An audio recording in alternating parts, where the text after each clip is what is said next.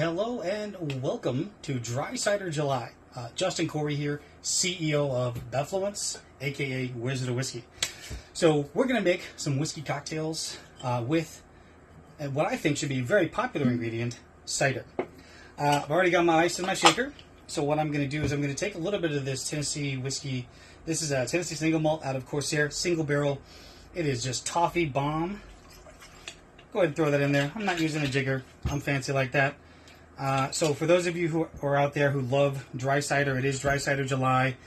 It is a great holiday dedicated to dry cider. Not all ciders are sweet, by the way. I'm using one of my favorite bitters companies. This is FloraLuna Apothecary. Phaedra is the best. This is going to be a little citrus-basil bitters. 1, 2, 3. A couple of drops in there. Boom. And I'm going to give that a little stir. We are going to shake it up. Shake it up.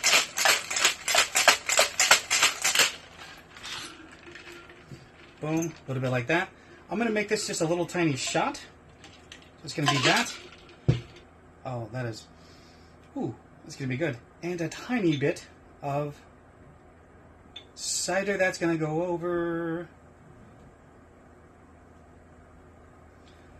There you have it. We're going to call this, I don't know. Actually, you know what? You tell me what it's called. Hashtag under the BevFluence, hashtag Dry Cider July.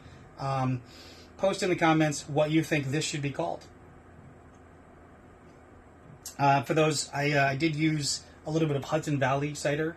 These guys are pretty awesome. Little Apple Cidery out in the Hudson Valley in New York. Shout out to New York cideries. Love you guys. All right. Cheers.